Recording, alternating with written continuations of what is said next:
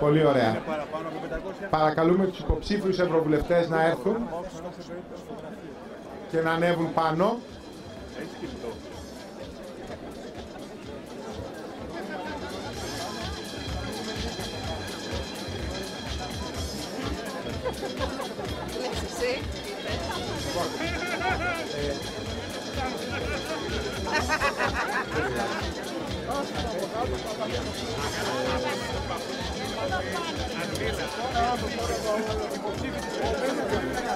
Να μοιραστούνε. Ελάτε εκκλησία από εδώ.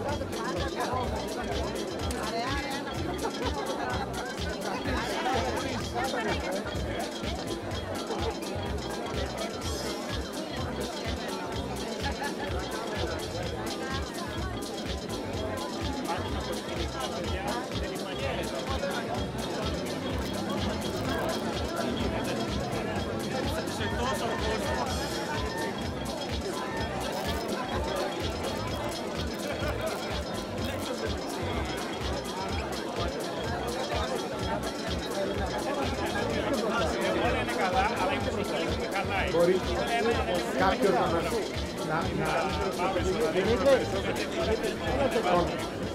Φίλες και φίλοι, λίγο αέρα, για να έχει λίγο αέρα. Ναι, λίγο, ελάχιστα. Φίλες και φίλοι, θα ξεκινήσω με έναν στίχο. Οι καμπάνες πλερωμένες έκαναν σαβουρλισμένες. Έτσι έγραφε ο εθνικός μας ποιητής ο Διονύσιος Σολωμός πριν από 2 περίπου αιώνες, σχεδόν αιώνες, σε ένα αλληγορικό σατυρικό ποίημα με τίτλο «Το όνειρο». Ένα ποίημα στο οποίο ο Σολωμός περιγράφει έναν εφιάλτη από τον οποίον ξυπνά κάθιδρος και τρομοκρατημένος.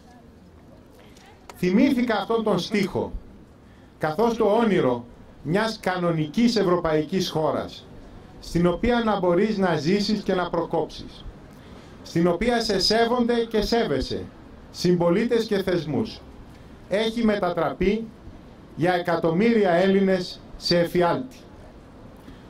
Όλο και περισσότεροι συμπολίτες μας ξυπνούν τα πρωινά κάθιδροι, με μια χωμάτινη γεύση στο στόμα και τον εφιάλτη μιας αδυσόπιτης οικονομικής και κοινωνικής πραγματικότητας να τους πνίγει. Τι ακούν όμως γύρω τους? Τα μάθατε τα νέα? Μας λένε τα κόμματα της κυβέρνησης και τα φερέφωνά τους. Έρχονται ανακάμψεις, επενδυτές με χρυσά κουμπιά και κελεμπίες, χαμηλές φορολογίες, εκατοντάδες χιλιάδες νέες θέσεις εργασίας. Οι καμπάνες πλερωμένες κάνουνε σαβουρλισμένες. Και από κοντά οι καταμετρητές της κοινής γνώμης, όσοι ανασκολοπίζουν τη λαϊκή βούληση και την παρουσιάζουν καταλήλως σκηνοθετημένη τις παραμονές των εκλογών. Είναι όλα κανονισμένα, μας λένε. Μία από τα ίδια. Τίποτε δεν αλλάζει. Έχουμε μάθει τι ψηφίζετε πριν από σας, για σας. Οπότε καλά θα κάνετε να συμμορφωθείτε προς τας υποδείξεις. Οι καμπάνες πλερωμένες κάνουνε σαβουρλισμένες. Το λένε, αλλά δεν είναι αλήθεια. Η πραγματικότητα είναι ότι όσοι μας ακούτε έχετε ακόμη τη δύναμη να αλλάξετε τα πάντα την Κυριακή. Μετά θα είναι αργά. Τι σχεδιάζει η σημερινή εξουσία για μετά τις εκλογές έχει ήδη προδιαγραφεί για όσους ξέρουν να διαβάζουν πίσω από τις γραμμές, τις λεπτομέρειες και τα μικρά γράμματα των συμβολέων. Από Δευτέρα λοιπόν έρχονται φόροι εισοδήματος, που θα είναι για τη μεγάλη πλειοψηφία των απλών ανθρώπων διπλάσιοι και τριπλάσιοι από πέρσι. Έρχονται οι νέοι φόροι ακινήτων, που θα επιβάλλονται σε ψεύτικες, εξωπραγματικές, δίθεν αντικειμενικές αξίες. Μέχρι το 2017 θα είναι αυτές οι ψεύτικες αξίες. Σας φορολογούν με ψεύτικες αξίες για ακίνητα κλειστά και ανενεργά, αλλά αν δεν μπορείτε να πληρώσετε το φόρο, οι κύριοι Σαμαράς και Βενιζέλος ήδη συμφώνησαν με την Τρόικα ότι θα βγάζουν από εδώ και πέρα τα σπίτια στο σφυρί από το 1/3 της αντικειμενικής αξίας. Έρχεται μετά τις εκλογές νέα καταδίωξη και για τους ασφαλισμένους στα ταμεία αυτασφάλισης με πρώτον τον ΟΑΕ. Νέα καταδίωξη για το περίπου 500.000 των επαγγελματιών, επιστημόνων, εμπόρων, βιοτεχνών και άλλων μικροεπιχειρηματιών που χρωστούν εισφορές που είναι αδύνατο να πληρώσουν γιατί είναι σήμερα εξωπραγματικά ψηλές. Εισφορές που έμεναν οι ίδιες από την αρχή της κρίσης, ενώ το εισόδημα των ανθρώπων αυτών εξανεμίστηκε. Από τη Δευτέρα όλοι αυτοί θα βρεθούν αντιμέτωποι με το ΚΕΑΟ. Δεν το ξέρατε το ΚΕΑΟ? Θα το μάθετε. Είναι το Κέντρο Ίσπραξης Ασφαλιστικών Οφειλών. Από το ΚΕΑΟ και τις εφορίες θα έρθει το νέο κύμα κατασχέσεων στους τραπεζικούς λογαριασμούς και στα ακίνητα για αυτούς που οφείλουν και δεν μπορούν να πληρώσουν. Πού θα πάνε τα χρήματα? Υπάρχουν ανάγκες του κράτους που πρέπει να καλυφθούν, μας λένε. Ανάγκη του κράτους 14.000 νέοι διορισμοί φέτος. Ανάγκη του κράτους δεκάδες χιλιάδες νέα stage στους δήμους και στο δημόσιο που έχουν τον εφημισμό ως όνομα κοινοφελής εργασία. Στην πραγματικότητα δεν κάνουν τίποτε οι άνθρωποι που βγαίνουν εκεί στην μεγάλη πλειοψηφία τους και από όλα αυτά δεν μένει ούτε μία θέση εργασίας. Ανάγκη του κράτους οι συντάξεις σε 50 πτυχιούχους των συντεχνιών, προνομιούχους των συντεχνιών, μαζί και οι πολυτελείς εθελούσιες έξοδοι των δεκάδων χιλιάδων ευρώ. Ανάγκη του κράτους και τα 300 εκατομμύρια δανεικά και αγύριστα των κομμάτων και τα 200 τόσα εκατομμύρια δανεικά και αγύριστα των μεγάρων. Εδώ. Ανάγκη του κράτους που συνεχίζεται, αν κρίνουμε από το βουνό λεφτά που πήρε ο κύριος Σαμαράς το 2013 από τις τράπεζες. 15 εκατομμύρια νέα δανεικά. Σιωπή γι' αυτό. Κανείς δεν μιλάει ούτε καν για να απαντήσουν. Και τα πήρε αφού πρώτα αμνίστευσε με νόμο τους τραπεζίτες που θα του τα έδιναν. Πού τα χρησιμοποιεί? Έχει έξοδο ο άνθρωπος. Μόνο τα διάφορα γενικά έξοδα, εκτός μισθών, λειτουργικών δαπανών κτλ, του κόμματός του ήταν πέρσι 2 εκατομμύρια ευρώ. Αυτά λέει ο ισολογισμός του. Τον ισολογισμό του κυρίου Βενιζέλου ατυχώς δεν τον βρήκαμε. Αλλά τι σημασία έχει? Έχει ήδη αρχίσει η αλλαγή ονόματος και αφημί όπως έκαναν και στις ΠΑΕ. Και το ΠΑΣΟΚ με τα χρέη θα μείνει στον Έλληνα φορολογούμενο που παίρνει πάντα το μουτζούρι, ενώ η ελιά θα ξεκινήσει νέα καριέρα. Οι πρωταγωνιστές της καταστροφής, αφού σας φορτώσουν τις ανομίες τους, είναι έτοιμοι για νέες περιπέτειες. Φτάνει να ξεπεράσουν το σκόπελο της Κυριακής. Φίλες και φίλοι, ποια είναι η μακροχρόνια προοπτική με την πολιτική που σήμερα εφαρμόζεται? Μας την είπε ήδη ο κύριος Σαμαράς. Πάρτε τις 700.000 θέσεις εργασίας που υποσχέθηκε, αν πιστεύει κανείς τις υποσχέσεις του, και βάλτε τις, διατάξτε τις στο χρόνο και αφαιρέστε τις από το 1,5 εκατομμύριο ανέργους. Μένουν 1 εκατομμύριο άνεργοι μέχρι το 2018, με δικά του λόγια. Τι θα κάνουν όσοι θα κλείνουν μια δεκαετία χωρίς δουλειά? Πρόβλημά τους, λέει η κυβέρνηση. Όσοι μπορούν θα γίνουν μετανάστες. Οι υπόλοιποι θα φυτοζωούν εδώ, στα συσίτια και στα φιλοδορήματα των μερισμάτων. Θα ακούν όμως και μουσική. Οι καμπάνες πλερωμένες θα χτυπούν σαν βουρλισμένες. Αυτά από Δευτέρα. Αν σας πείσουν να τους επιδοκιμάσετε την Κυριακή, αν σας πείσουν χρησιμοποιώντας ως φόβητρα μια αντιπολίτευση παντελώς ακατάλληλη για να κυβερνήσει και ένα κόμμα απεχθές τέκνο της τυφλής οργής του κόσμου για όλα όσα σας περιγράφω. Εμείς, οι γέφυρες, ο συνασπισμός της δράσης και της δημιουργίας ξανά, της δημιουργίας ξανά και της δράσης.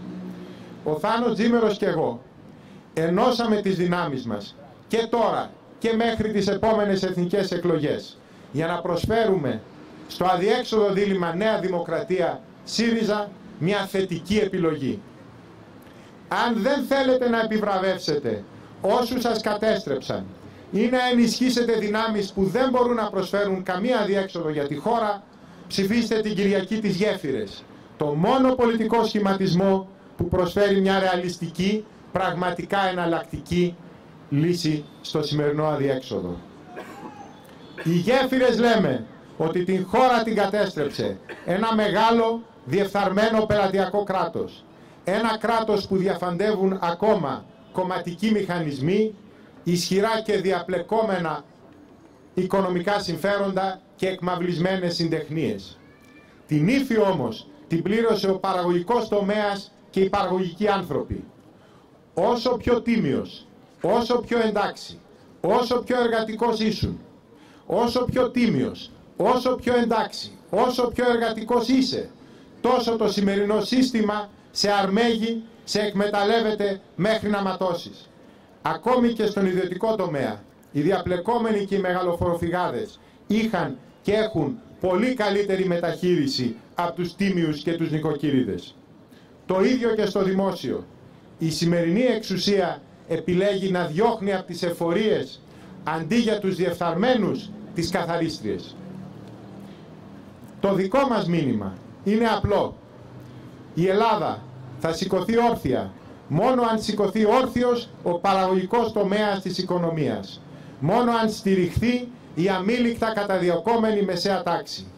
Για να συμβεί αυτό χρειαζόμαστε λιγότερους φόρους και ένα μικρότερο μη πελατειακό κράτος.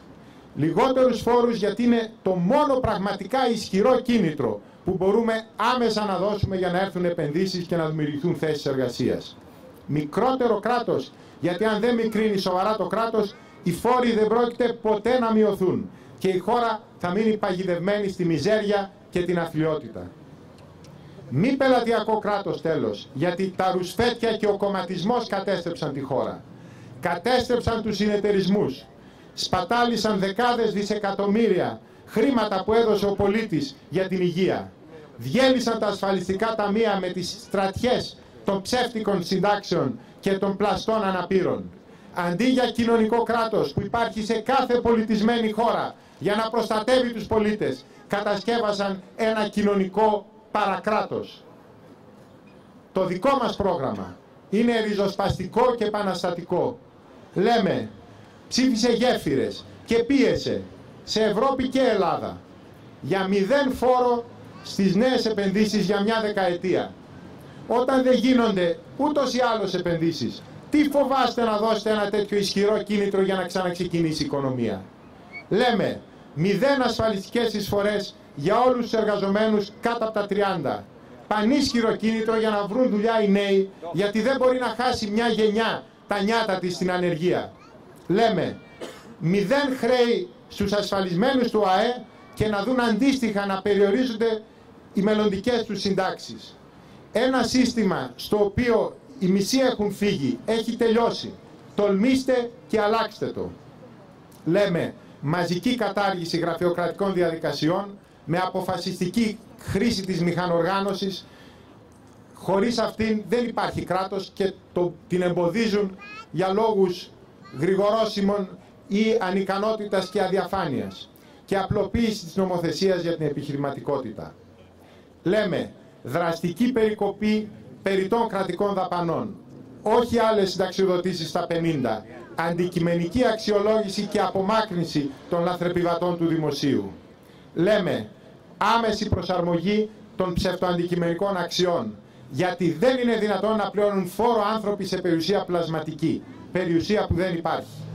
Λέμε 20% βασικό φόρο εισοδήματος για να εκλείψει πραγματικά η φοροδιαφυγή και να πληρώνουν φόρο όλοι ισότιμα. Φίλες και φίλοι, η σημερινή Ελλάδα υποφέρει. Όμως μέσα της υπάρχουν οι δυνάμεις της ανατροπής. Στον απλό Έλληνα, στον επιστήμονα, τον μικρό επιχειρηματία και τον μεσαίο, τον εξαγωγέα, τον εργαζόμενο, τον νέο δυναμικό αγρότη, τα νέα παιδιά που σπούδασαν στα καλύτερα πανεπιστήμια του εξωτερικού και δημιουργούν καινούργιες επιχειρήσεις μέσα στο ζόφο της κρίσης, στο δημόσιο υπάλληλο που έμεινε μακριά από τις σιρήνες της κομματοκρατίας, σε όλους αυτούς κρύβεται δύναμη. Κρύβεται η δύναμη της δικής μας αλλαγής. Όλοι αυτοί είναι έτοιμοι να τους δοθεί ευκαιρία να δημιουργήσουν μια διαφορετική Ελλάδα. Αυτούς κατεξοχήν εκφράζουν οι γέφυρες που τις απαρτίζουν η δράση και η δημιουργία ξανά, δύο κόμματα εθελοντών που μπήκαν στην πολιτική για να αλλάξουν την ανυπόφορη πραγματικότητα που ζουν γύρω τους. Μόνο μια τέτοια διαφορετική Ελλάδα. Μια Ελλάδα για πολίτες, όχι πελάτες. Μια Ελλάδα για δημιουργούς, όχι εκμεταλλευτές. Μπορεί να σταθεί όρθια και να διεκδικήσει και πάλι τη θέση της στην Ευρώπη και στον κόσμο. Ψηφίζοντας γέφυρες, ανοίγεται ένα παράθυρο σε αυτή τη διαφορετική Ελλάδα, που έχει και για την Ευρώπη ένα διαφορετικό όραμα. Ένα όραμα που μοιραζόμαστε με τον Γκί Φερχόφστατ, έναν από τους σημαντικότερους Ευρωπαίους ηγέτες της εποχής μας, τον υποψήφιο του Φιλελεύθερου Κόμματος, του τρίτου μεγαλύτερου κόμματος της Ευρώπης, που αποφάσισε να τελειώσει την εξαρτία του στην Ελλάδα και έχουμε την τιμή να είναι απόψε μαζί μας και να μας μιλήσει. Το κοινό μας όραμα είναι για μια ομοσπονδιακή Ευρώπη, που θα είναι στηριγμένη σε βαθιά ριζωμένους δημοκρατικούς θεσμούς. Μια Ευρώπη που θα έχει ως προτεραιότητα τα δικαιώματα των πολιτών και όχι τα εγωιστικά συμφέροντα των κυβερνήσεων. Μια Ευρώπη πιο αλληλέγγυα, που θα διαχειρίζεται όμως πολύ πιο αποτελεσματικά τα χρήματα των Ευρωπαίων φορολογούμενων. Μια Ευρώπη ριζοσπαστική και καινοτόμα, που θα μπορεί να αντέξει στο διεθνή ανταγωνισμό, γιατί θα αξιοποιεί τους πολίτες της και θα τους δίνει ευκαιρίες για να αποκαταστήσουν με τη δουλειά τους τα σφάλματα που έγιναν, αντί για να τους τιμωρεί αδυσόπιτα για τις αμαρτίες φαύλων πολιτικών συστημάτων που, για να είμαστε ειλικρινείς, και η ίδια ανέχθηκε και κανάκεψε. Φίλες και φίλοι, οι γέφυρες ζητούν την ψήφο σας για μια διαφορετική Ελλάδα. Όλα αυτά τα τελευταία 2 χρόνια δεν μπορέσετε να μας ακούσετε. Σας σερβίριζαν άλλα. Σας σερβίριζαν και σας σερβίρουν κόμματα βολικά, που είτε σιωπούσαν και σιωπούν για αυτά που πράγματι συμβαίνουν, είτε κραυγάζουν τόσο, ώστε οι φωνές τους να εκφράζουν μια κακόηχη απειλή και όχι μια ρεαλιστική λύση για το σημερινό αδιέξοδο. Σήμερα, όσοι μας ακούτε αυτή την τελευταία μέρα της προεκλογικής περίοδου, όσοι ακούτε τις γέφυρες, σκεφτείτε ποια είναι η πραγματικότητα που ζείτε. Σκεφτείτε και αντισταθείτε στις σιρήνες. Οι καμπάνες πληρωμένες θα χτυπούν σαβουρλισμένες μέχρι και την Κυριακή. Εσείς όμως μπορείτε να τους χτυπήσετε την Κυριακή τη δική σας καμπάνα. Μια καμπάνα που θα χτυπήσει τόσο δυνατά ώστε να ακουστεί και στην Ελλάδα και στην Ευρώπη. Στείλτε ηχηρό το δικό σας μήνυμα. Θέλουμε μια διαφορετική Ελλάδα. Θέλουμε μια διαφορετική Ευρώπη και θα παλέψουμε μέχρι να την κερδίσουμε. Σας ευχαριστώ.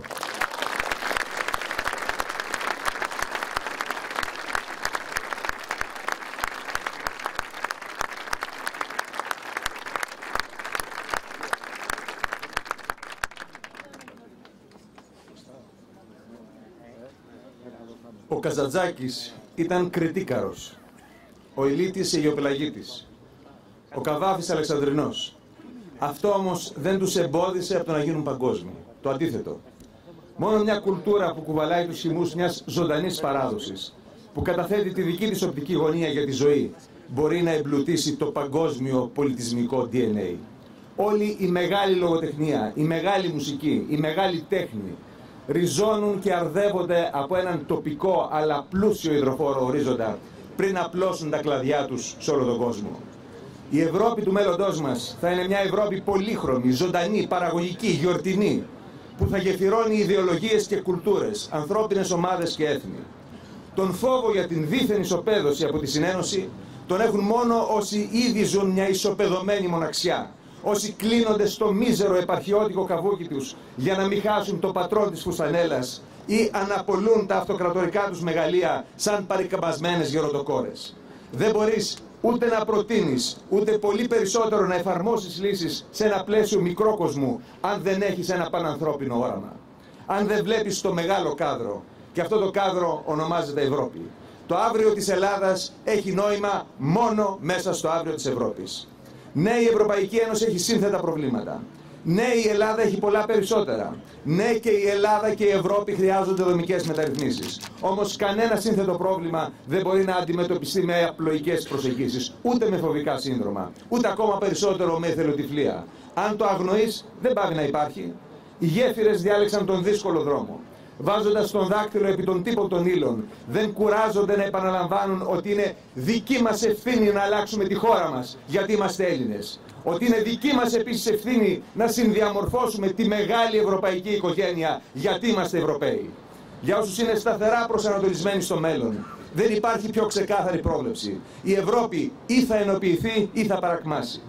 Σε λίγα χρόνια ακόμα και η Γερμανία θα είναι ένα κρατήδιο σε σύγκριση με τις οικονομίες όχι μόνο της Κίνας και των Ηνωμένων Πολιτειών, αλλά της Ινδίας, της Βραζιλίας, του Μεξικού, της Ρωσίας, της Ινδονησίας. Σε ένα παγκοσμιοποιημένο οικονομικό περιβάλλον, με τους πολυεθνικούς κολοσσούς να διαχειρίζονται κεφάλαια μεγαλύτερα από το ακαθάριστο εθνικό προϊόν πολλών κρατών και τη δυνατότητα να τα μετακινούν από τη μία άκρη της γης στην άλλη με ένα κλικ, χρειάζεται περισσότερο από ποτέ ένα πολιτικό αντίβαρο αναλόγων διαστάσεων και εργαλείων. Μπορεί να μην το έχουν συνειδητοποιήσει πολλοί, αλλά το τσουνάμι που προκάλεσε η κατάρρευση του υπαρκτού σοσιαλισμού έπληξε κέρια απονευρώνοντας και τον φέροντα οργανισμό του καπιταλισμού. Για αιώνες, ακόμα και στην πιο επιθετική υπερρεαλιστική του περίοδο, ο καπιταλισμός στηρίζονταν στην παραγωγή. Σήμερα η παραγωγή έχει περάσει σε δεύτερη μοίρα. Ο χρηματοπιστωτικός τομέας, ασίδωτος, αυτοτροφοδοτούμενος και τοξικά μοχλευμένος, έχει μετατοπίσει τόσο πολύ προς την πλευρά του το κέντρο βάρους του παγκόσμιου οικονομικού οικοδομήματος, που αν αφαιθεί λίγο ακόμα ανεξέλεγκτος θα το βυθίσει. Χρειάζεται νέο υπερεθνικό πλαίσιο, νέοι υπερεθνικοί κανόνες του οικονομικού παιχνιδιού και φυσικά υπερεθνικά ελεγκτικά όργανα με εξουσίες εκχωρημένες εκ των προτέρων από τα κράτη. Προσοχή! Εξουσίες πρόληψης και όχι πυρόσβεσης, όπως συμβαίνει σήμερα με το Διεθνές Νομισματικό Ταμείο και την Τρόικα. Αν για παράδειγμα ένα τέτοιο όργανο χτυπούσε καμπανάκι και έθετε την Ελλάδα υπό εποπτεία μόλις το χρέος της ξεπερνούσε το 60% του ΑΕΠ, όπως προέβλεπε η συνθήκη του Μάστριχτ, αμφισβητεί κανείς ότι το πρόβλημα θα ήταν πολύ πιο εύκολα διαχειρίσιμο. Σήμερα, για να πάρθει μια σημαντική απόφαση, πρέπει να συμφωνήσουν 28 κοινοβούλια. 18 κράτη έχουμε κοινό νόμισμα, αλλά έχουμε και 18 υπουργούς οικονομικών, 18 φορολογικά συστήματα, 18 κεντρικές τράπεζες. Αυτή η Ευρώπη δεν κουμαντάρεται. Πριν από λίγους μήνες, ο Ζακ Ντελόρ υποστήριξε ότι είναι απαραίτητη μια τροποποίηση της συνθήκης της Ευρωπαϊκής Ένωσης. Η αλληλεγγύη περνά από την εγκατάλειψη μέρους της εθνικής κυριαρχίας σε ό,τι αφορά τη διαχείριση του κοινού νομίσματος, την προοδευτική εναρμόνιση των φορολογικών συστημάτων, την προσπάθεια συνοχής στο εσωτερικό της Ευρωζώνης. Εάν δεν το κάνουμε αυτό, τότε θα οπισθοχωρήσουμε προς μια ζώνη ελεύθερων εμπορικών συναλλαγών. Μια ζώνη ελεύθερου εμπορίου, χωρίς πολιτική εξουσία, που δεν πρωτοπορεί, χωρίς πολιτικές αλληλεγγύης, αυτή είναι μια Ευρώπη που θα εξαφανιστεί. Και προσέθεσε, σήμερα είναι απλό. Οι Ευρωπαίοι έχουν μια επιλογή ανάμεσα στην επιβίωση ή στην παρακμή. Όμως, αυτό είναι το μεγάλο ταμπού των κρατών της Ευρώπης. Η εκχώρηση αρμοδιοτήτων σε ένα πανευρωπαϊκό σύστημα εξουσίας αντιμετωπίζεται περίπου ως εθνική μειοδεσία. Ανόητοι, κοντόφθαλμοι και πονηροί λαοπλάνοι υπεραμείνονται των εθνικών προνομίων, αποκρύπτοντας από το παραλογισμένο κοινό τους πως ο ανίσχυρος δεν έχει κανένα ουσιαστικό προνόμιο. Ο χρεοκοπημένος δεν μπορεί να αποφασίζει για το μέλλον του. Δεν μπορεί να προασπίσει το έδαφος του, να θρέψει τους πολίτες, να εμπνεύσει τις νέες γενιές. Δεν είναι σε θέση ούτε καν να δημιουργήσει νέες γενιές. Η Ευρώπη γίνεται από γυραιά υπέρος γυραλέα. Συγκριτικά, το 60% των Αράβων είναι κάτω των 30 ετών. Ποιοι θέλουν να κρατήσουν την Ευρώπη καθυλωμένη στην παρακμή? Τα συνεταιράκια μιας παραφύσιν συμμαχίας. Ακροδεξιοί και ακροαριστεροί, εθνικιστές και επαναστάτες του καναπέ, του φραπέ, του πληκτρολογίου. Οι δύο όψεις του ίδιου κάλπικου νομίσματος, που επειδή μπορεί να εξαργυρωθεί μόνο στο χρηματιστήριο του παρελθόντος, τραβάει με λύσα και τον υπόλοιπο κόσμο στην οπισθοδρόμηση. Οι λαϊκιστές χρησιμοποιούν από την εποχή του Δημοσθένη και του Φιλίππου τον ίδιο μπαμπούλα. Οι μεγάλοι αποφασίζουν για σένα εις βάρος σου. Φυσικά, αν αδιαφορήσεις για το μέλλον σου. Φυσικά, αν δεν έχεις τη δύναμη να τους αποτρέψεις. Φυσικά, αν δεν υπάρχουν θεσμοί που να στηρίζουν την έννοια του ενεργού πολίτη. Το διάσημο μπακαλόχαρτο με το οποίο Τσόρτσιλ, Στάλιν και Ρούσβελτ καθόριζαν τα ποσοστά επιρροής τους στη μεταπολεμική Ευρώπη, εκτέθηκε ποτέ στην κρίση κάποιου εκλογικού σώματος? Μια μακρινή χώρα για την οποία ξέρουμε ελάχιστα ήταν η ένοχη δικαιολογία του Τσάμπερλεν όταν το 1938 συμφώνησαν με τον Χίτλερ τον διαμελισμό της Τσεχοσλοβακίας. Στη συμφωνία του Μονάχου τους Τσέχους διπλωμάτες δεν τους επέτρεψαν ούτε καν να μπουν στην αίθουσα των συνομιλιών. Πότε λοιπόν έχει μεγαλύτερη δύναμη ο πολίτης μιας μικρής χώρας? Όταν περιμένει στο διάδρομο να το ανακοινώσουν τις αποφάσεις οι μεγάλοι, ή όταν συμμετέχει ισότιμα σε μια ενωμένη ενιαία Ευρώπη, συνδιαμορφώνοντας με άλλα 500 εκατομμύρια πολίτες ευρύτερες και βαθύτερες συνεργασίες?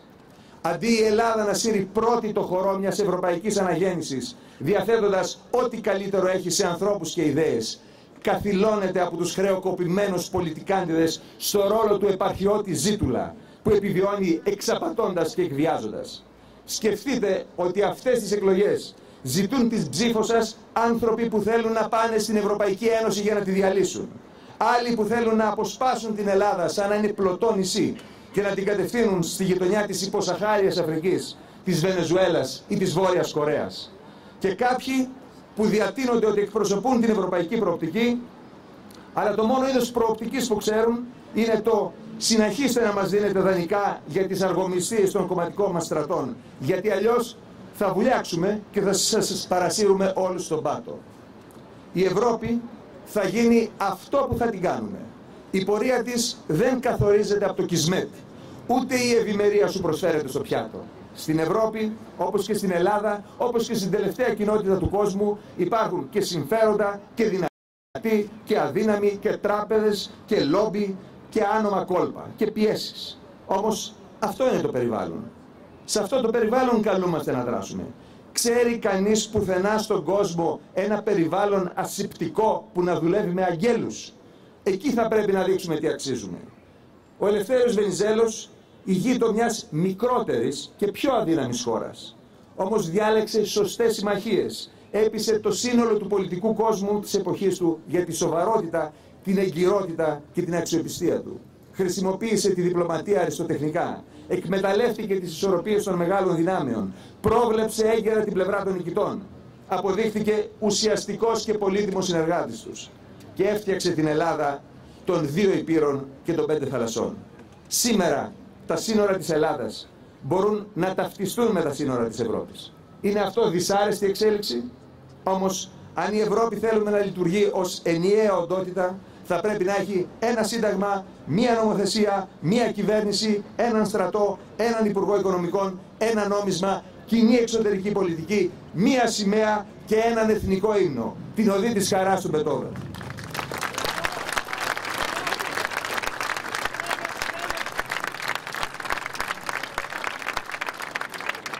Υπάρχουν εμπνευσμένοι Ευρωπαίοι ηγέτες που δουλεύουν για μια ομοσπονδιακή Ευρώπη με το μυαλό τους όχι στις επόμενες εκλογές, αλλά στις επόμενες γενιές, όπως ο Γκί Φερχόφστατ που είναι σήμερα μαζί μας. Γιατί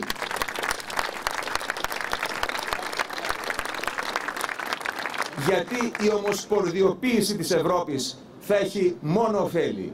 Οι νέοι, αλλά και οι λιγότερο νέοι, θα έχουν ένα ευρύ πεδίο να αναδείξουν τις δεξιότητές τους. Οι σημερινοί νέοι είναι η πιο μορφωμένη γενιά στην ιστορία μας. Και παρά τα χάλια της παιδείας μας, κάποιοι από αυτούς έχουν ήδη κατακτήσει κορυφαίες διακρίσεις στους πιο απαιτητικούς τομείς της τεχνολογίας και της επιστήμης. Είναι καλοί παίκτες, με έμφυτο ταλέντο και δεξιοτεχνία, αλλά δεν έχουν γήπεδο να παίξουν στην Ελλάδα. Τώρα φεύγουν. Αν το περιποιημένο γκαζόν του ευρωπαϊκού γηπέδου επεκταθεί και στο ξερό και σκασμένο από τη λειψιδρία δικό μας αγωνιστικό χώρο, τι λέτε, θα έχουν λόγο να φύγουν? Η εξομάλυση των δημοσιονομικών ανισοτήτων και η ενοποίηση της δημόσιας διοίκησης θα δώσει τη δυνατότητα στον Έλληνα να έχει πρόσβαση σε δανεισμό με το ίδιο επιτόκιο και με ίδιους όρους όπως ο πολίτης της Κεντρικής Ευρώπης. Να φορολογείται με τον ίδιο τρόπο, να διέπεται η ζωή του από τους ίδιους νόμους, να απονέμεται η δικαιοσύνη με την ίδια ταχύτητα. Μια κεντρική αστυνομία θα συμβάλλει στη δραστική μείωση της διαφθοράς, ακριβώς όπως το FBI εκμηδένισε τις δοσοληψίες του τοπικού και εκλεγμένου σερίφη. Όμως, ο ρόλος της Ευρώπης δεν είναι μόνο του οικονομικά ισότιμου εταίρου των ισχυρών του μέλλοντος. Η Ευρώπη ως κοιτίδα της σκέψης, ως κατεξοχήν πνευματικός χώρος, μπορεί να οδηγήσει ολόκληρο τον κόσμο σε μια καινούργια ιδεολογία ανάπτυξης, χωρίς την καταναλωτική φρενίτιδα των τελευταίων δεκαετιών, χωρίς τον κινησμό των κερδοσκοπικών κεφαλαίων, χωρίς την εικονική πραγματικότητα του lifestyle, με οικολογική ευαισθησία, με ανάδειξη της συντροφικότητας, της κοινωνικής αλληλεγγύης, της αξίας του ελεύθερου χρόνου, του πλούτου της διαφορετικότητας, αλλά και της προστασίας αυτών των αξιών από κάθε δογματισμό, εγχώριο ή εισαγόμενο.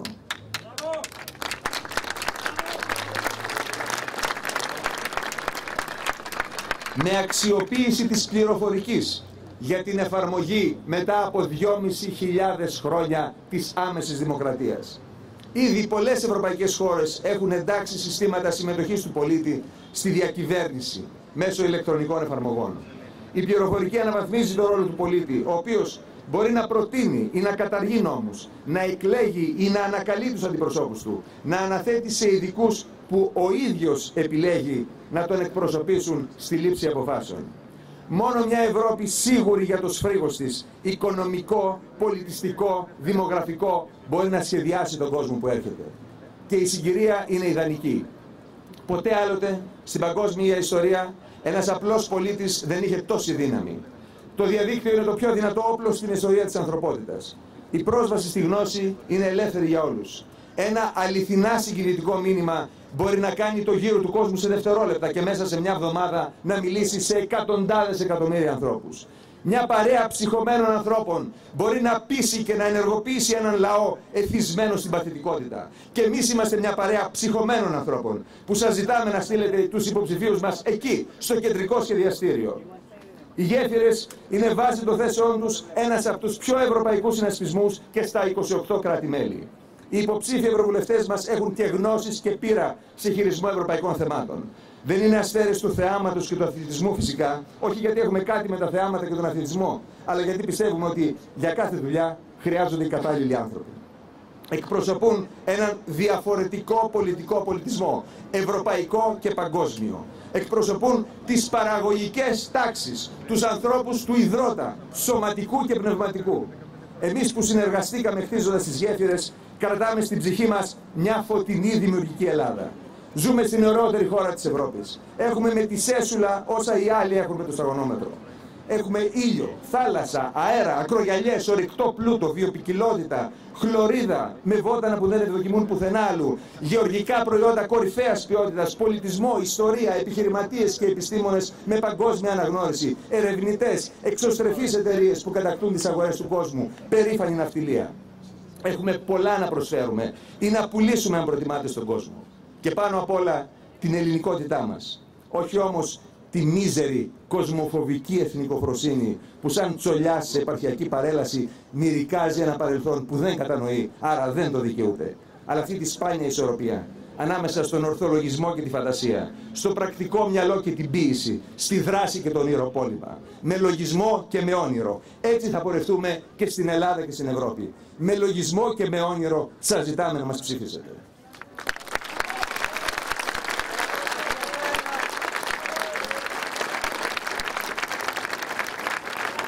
Μαζί μας είναι ο πιο σημαντικός ίσως Ευρωπαίος πολιτικός, ο Γκί Φερχόφστατ. Τον ευχαριστούμε για τη στήριξη, τον ευχαριστούμε για το όραμα που μοιραζόμαστε και τον καλούμε στο βήμα να τον ξανακούσουμε.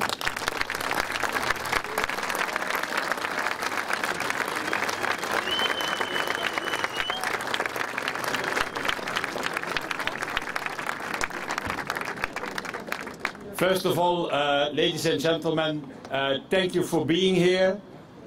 My apologies that I cannot do it in Greek.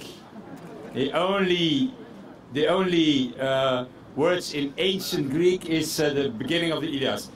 Mein aeditea paliadeu achilleis olumene. That's the only word in ancient Greek that I know.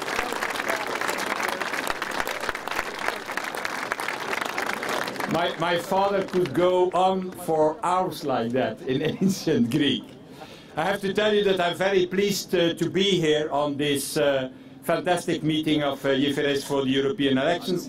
And it's a little bit emotional because you are talking about politics in Athens, in Greece, where politics were born, where the democracy, for the first time in mankind and in humanity, has been established.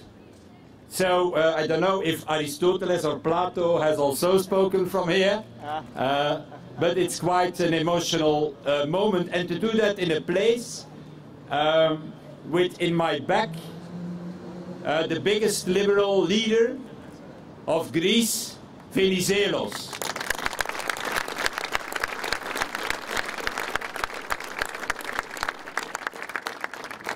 The real one, actually, yeah? Not.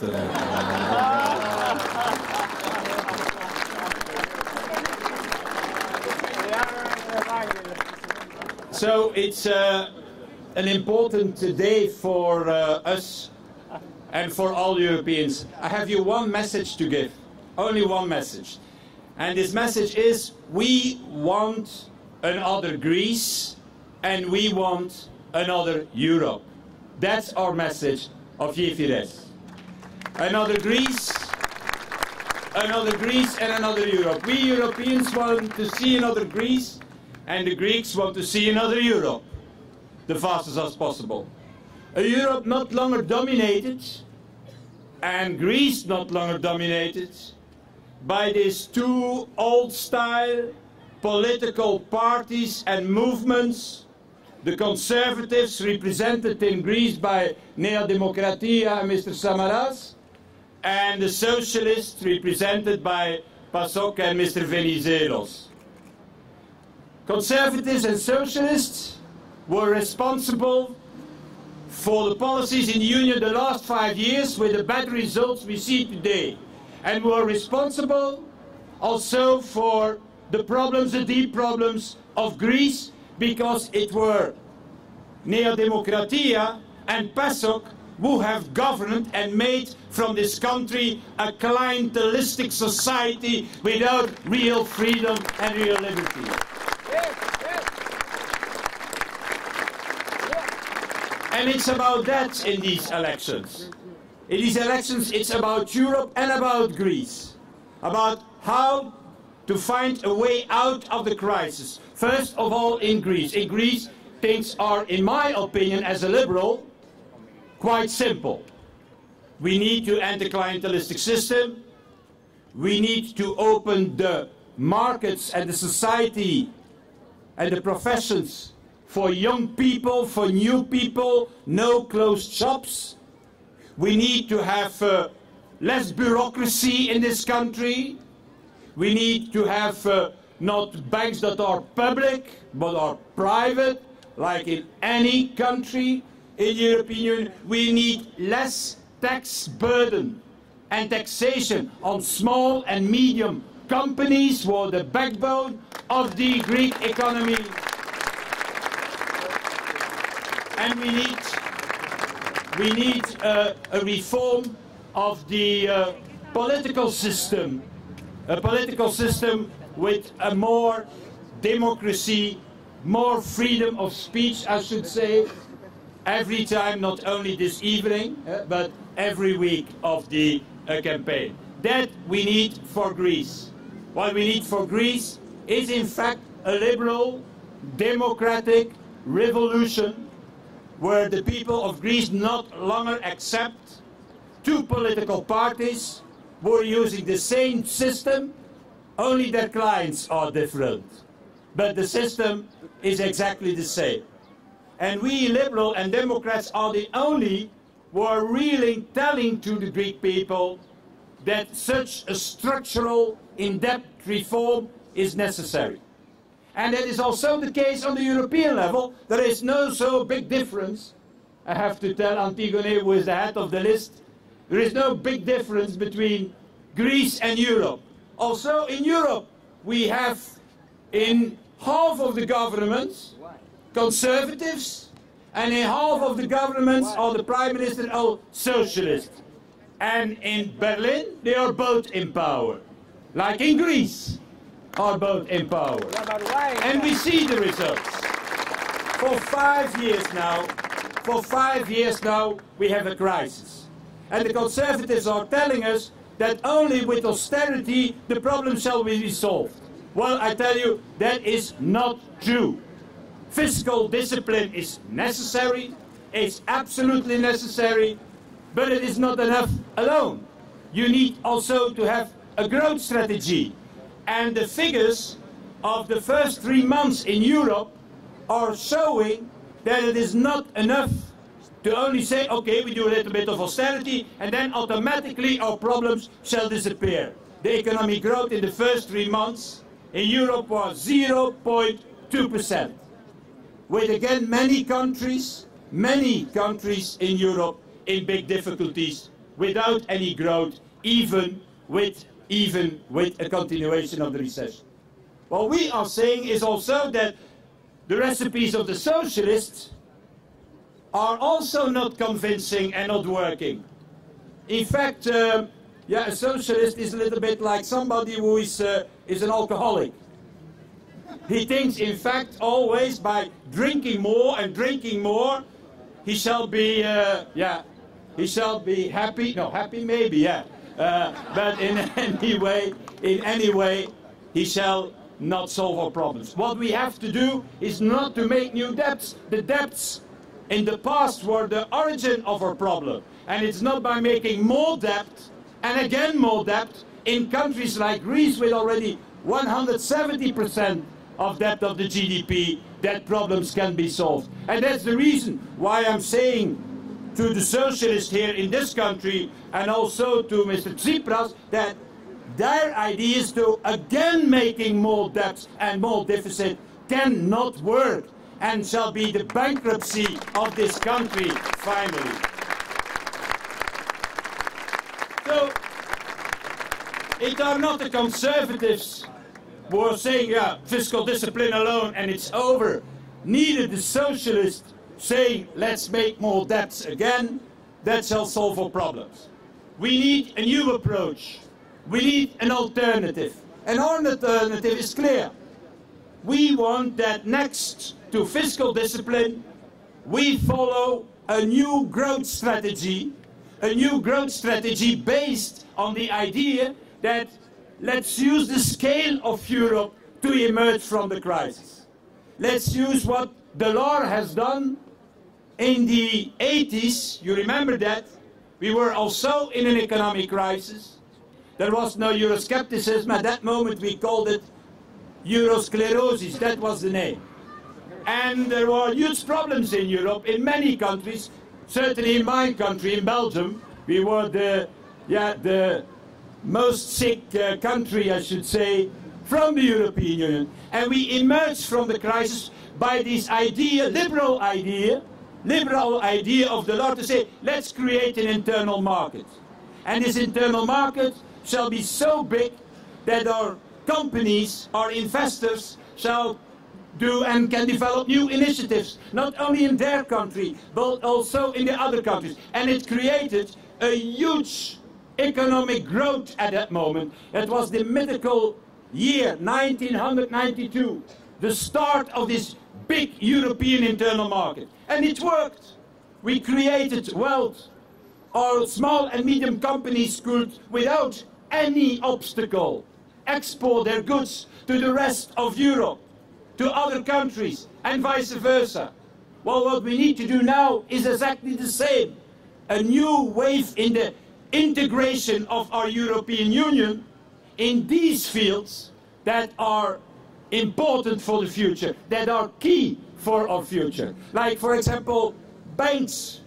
If there is not a banking union, the credit crunch shall not end. If you are a small and medium company today in Greece, try a little bit to have a credit at a low interest rate. It's impossible today. Banks have money, but not the small and medium companies. And the same is happening with the capital markets. If you have a property elsewhere in Europe and you say, oh, I have a good idea, I want to start a new company in Italy, in Greece, in Spain, or in the north of Europe. You cannot even use your property in another country to have a credit here as a guarantee to start a business. Because we have still 28 different capital markets in Europe, and we pay too high interest rates because of that. Too high interest rates were killing the economy and the initiatives. And the same is happening for energy. We are paying too high, too much our energy in Europe because we have no European energy community. It are 28 different markets. If here in Greece you are producing solar energy, you cannot export it to another country. No, we are stupid. We have better ideas. We import Russian gas from outside the European instead of having one grid, one network in Europe.